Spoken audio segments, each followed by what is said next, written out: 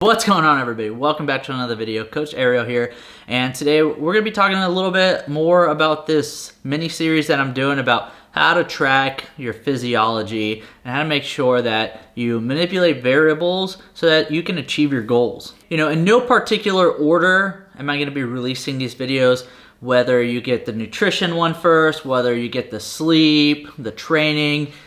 I have no idea, but today we're going to go over some of the nutrition information. So let's start with some of the basics.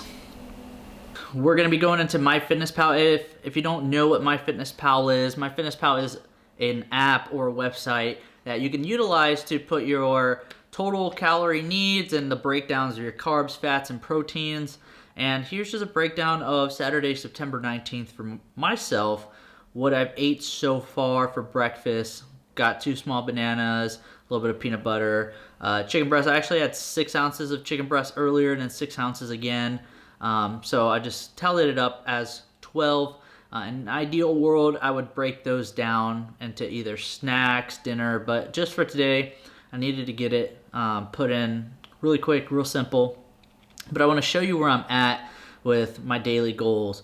I'm at 2,450 calories. 245 of that's going to be from carbs, 82 is going to be from fats, and 184 from protein. And those are all in grams. And that's going to equal the 2,450 calories total for the day.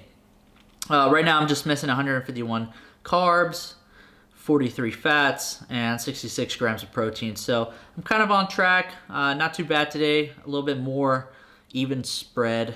I will say that I am way under in protein for breakfast, and I am doing very high for lunch. Even though I did spread up the chicken for most of my meals, I've been finding that I eat a lot more protein for lunch and a little bit more for dinner, not enough for breakfast. So it's not really a nice even spread throughout the day like you would want. So you may be wondering, how did I find this 2,450 calories and these breakdowns of macronutrients? Well, you can start by going to like a BMR calculator, like calculator.net, figuring out your metrics, your information, putting in your height, weight, your age, and then you get a little breakdown in calories here. So you see, obviously there is no 2,450 on here, but let's just say sedentary lifestyle is about 2,057 calories, and exercise 4 to 5 times a week, that's 2,511.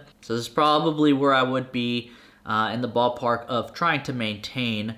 So I like to go somewhere in the middle, and I'm trying to be in a caloric deficit because we do understand that calories in versus calories out is necessary to drop some weight. So came somewhere in the middle, and from there I ended up just breaking up the macronutrient breakdown, just depending on my goals. I need a little bit higher protein. I try to keep fats between 25 and 30% of the total calories. And then 245 is just the remainder of carbs. I've been playing with carbs a little bit lately. On my non-training days, I'll have less. On my training days, I'll have a little bit more, which creates a bigger deficit. It's just depending on the day, and that's part of that auto-regulation piece for nutrition. We'll talk a little bit more about auto-regulation when it comes to training, but you gotta be flexible with your nutrition. If you train really hard or you have a really hard day, you might wanna eat a little bit more, even though the goal is weight loss, because that is gonna affect your performance long-term. So just wanna show you guys another little tool that I have here on my website. So it's basically a workout plan, but this is the template. It's basically a workout plan, but it also has kind of a macro generator.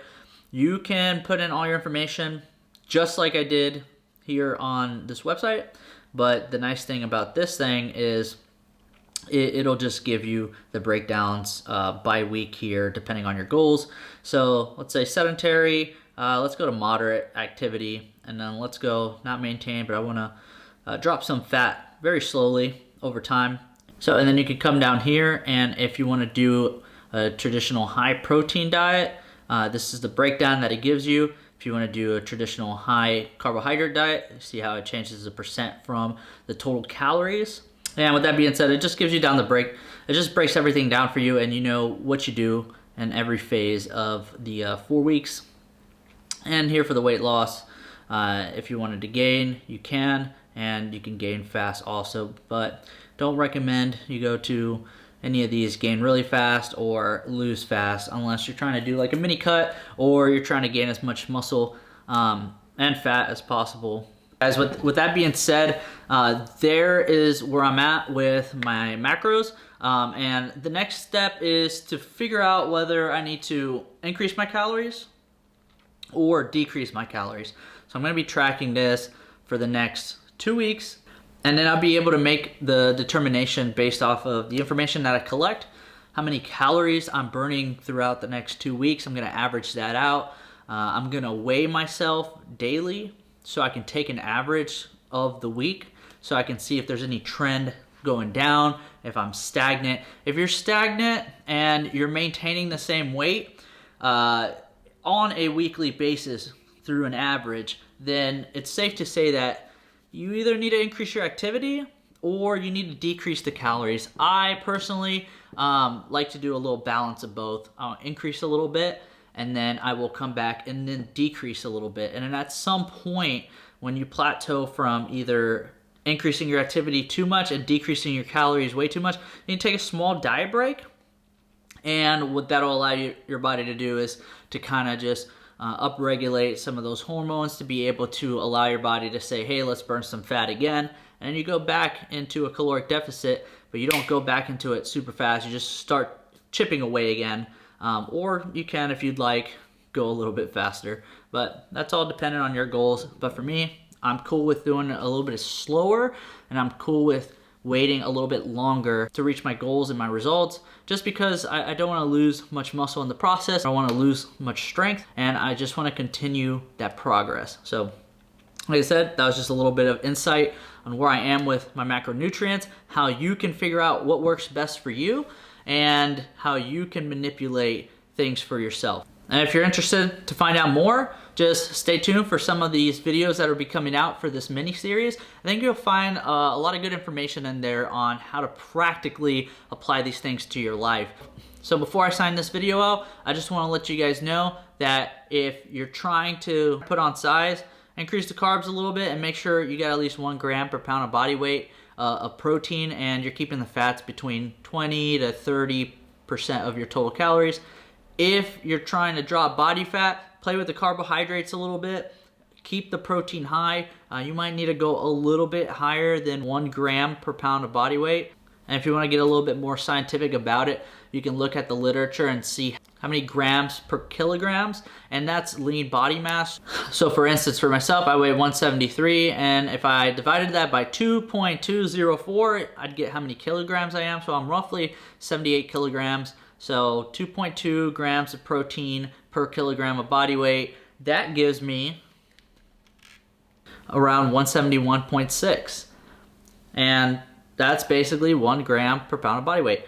Now, I can go a little bit higher and do 78 times 3 grams per pound of body weight, and then that gives me all the way up to 234 grams of protein. But am I gonna ever intake 234 grams of protein? Probably not. So as long as I'm over 173 while I'm cutting, then I don't think, especially as my body weight decreases, that I will lose a significant amount of muscle mass unless my calories are extremely low and my activity is extremely high. So with that being said, guys, thank you so much for watching the video. I hope you took a little bit of something away from this.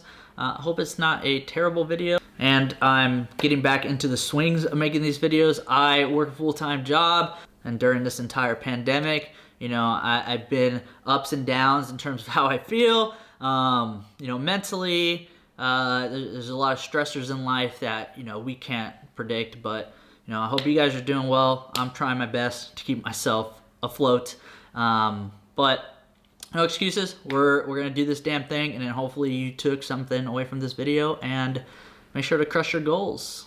Thank you so much. Give it a thumbs up if you like it. Leave a comment down below if anything helped you in this video, or if you're doing anything already that is similar to this. And please subscribe and watch the next video or one of these videos. Thank you. Goodbye.